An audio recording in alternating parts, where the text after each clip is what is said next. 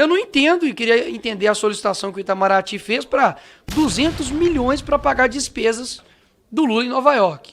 Você já sentiu que tem algo muito errado acontecendo nos bastidores do poder, mas ninguém fala sobre isso? Já teve a sensação de que certas verdades estão sendo escondidas, bem debaixo do nosso nariz? Hoje, você vai ouvir algo que jamais passaria na grande mídia. Um discurso que não foi feito para agradar, mas para escancarar o que poucos têm coragem de dizer. Palavras duras, perguntas diretas e um incômodo inevitável. Mas cuidado, o que você vai ouvir pode mexer com suas convicções. Você está preparado? Se inscreve agora no canal, ativa o sininho porque tem muita coisa que ainda vai sair e você não vai querer perder nada. Dá o play, respira fundo e se prepara. O que você vai ouvir agora pode mudar sua forma de enxergar tudo.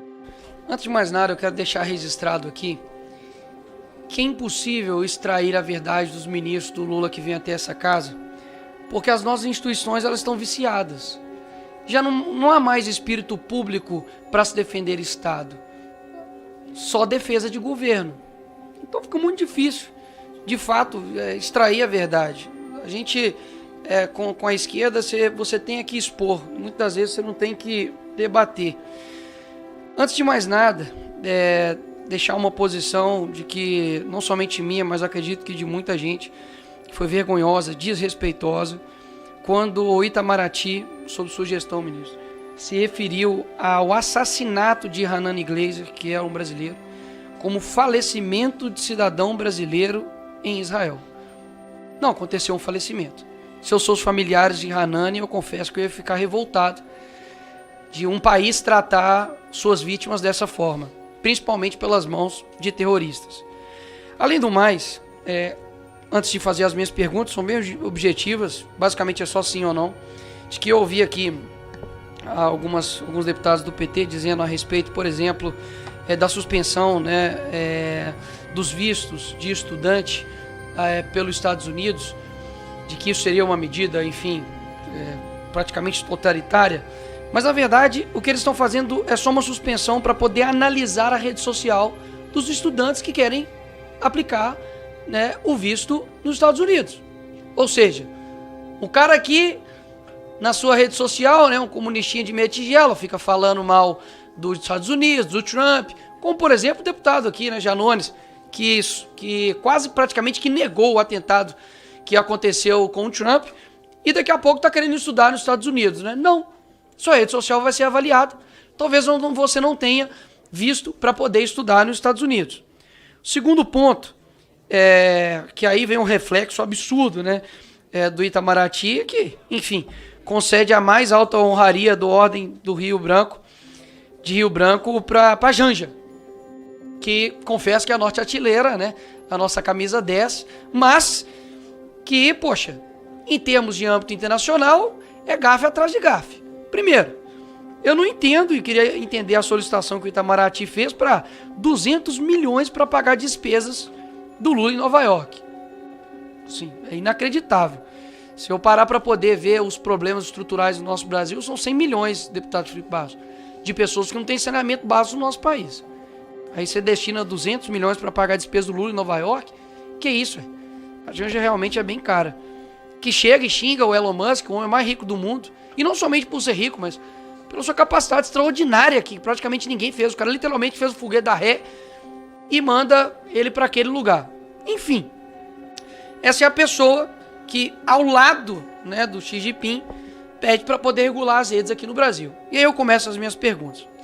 A PGR deveria também abrir um inquérito contra a Janja por ataque à soberania nacional, por quebrar o protocolo e fazer esse pedido ao presidente da China para poder regular o conteúdo do TikTok no Brasil? O ministro Barroso deve ser investigado por abolição do Estado Democrático de Direito por solicitar ajuda aos Estados Unidos nas eleições aqui de 2022. Terceira pergunta. Lula e Zanin, que na época era seu advogado e hoje é ministro do STF, devem ser investigados e presos por solicitar ajuda à ONU por supostos abusos de autoridades na investigação da Lava Jato. Quando o PT acionou a OEA, alegando que o impeachment da Dilma foi um golpe, eles também deveriam ter sido neutralizados, senhor ministro. Porque o que na mídia foi dito é de que a Maria Luísa, embaixadora, foi encarregada pelo Itamaraty para poder neutralizar o Eduardo Bolsonaro nas suas ações no exterior.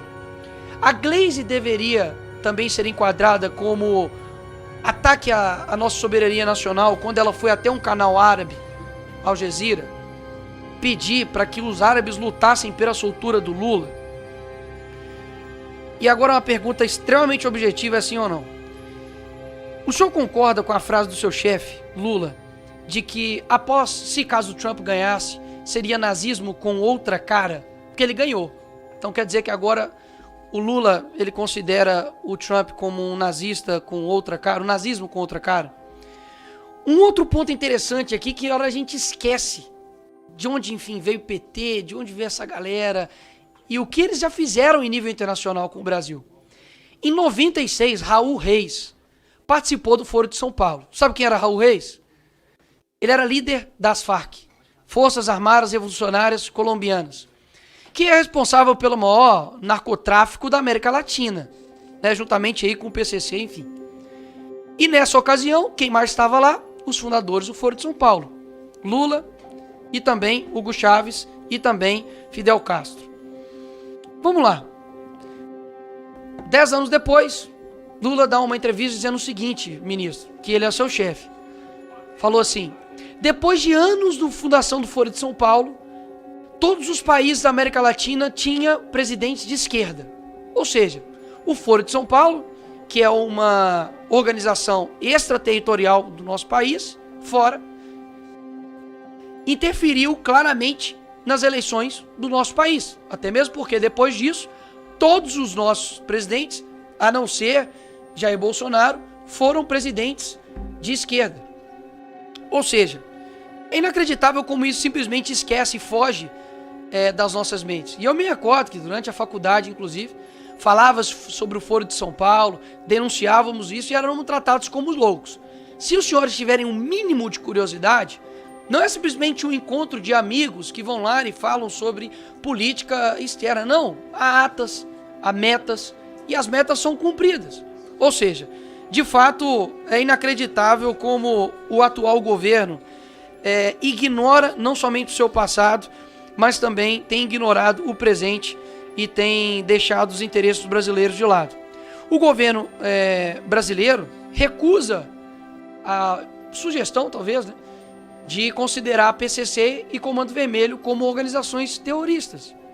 Ou seja, se o Hamas, Al-Qaeda ou outros, enfim, terroristas de fato, muitas das vezes há um receio em chamar os de terroristas pelo atual governo, mas outras pessoas, como pessoas que invadiram aqui, enfim, no dia 8, são consideradas terroristas, para mim há uma falsa virtude nisso. Porque, poxa, eu não consegui condenar o Hamas, mas eu consegui prontamente falar que uma pessoa que adentrou aqui os prédios públicos é um terrorista.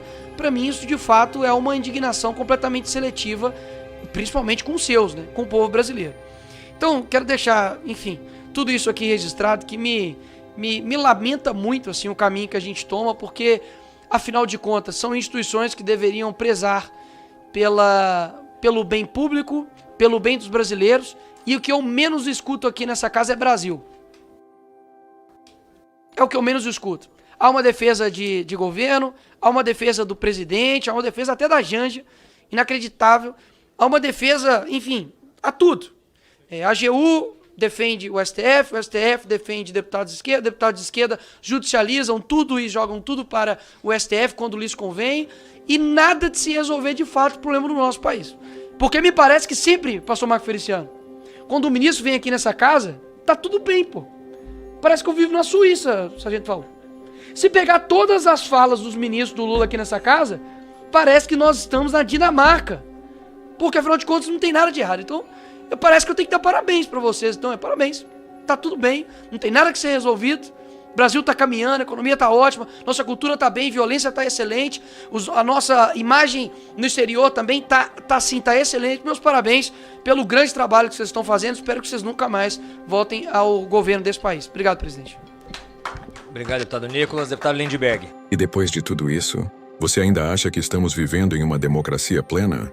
Ou será que estamos apenas assistindo, calados, ao desmonte silencioso das nossas instituições, valores e liberdades? A verdade está escancarada, mas poucos têm coragem de encarar.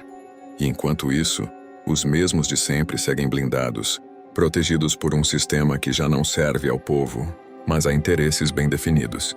Agora eu quero ouvir você. Deixe sua opinião nos comentários. Compartilhe esse vídeo com o maior número de pessoas possível. Porque se a grande mídia se cala, nós vamos falar. Deixe o like para mostrar que você não aceita mais esse jogo sujo. E se ainda não se inscreveu, faz isso agora. Ativa o sininho porque aqui a verdade não será silenciada. Isso aqui não é sobre direita ou esquerda. É sobre Brasil. É sobre você. Nos vemos no próximo vídeo.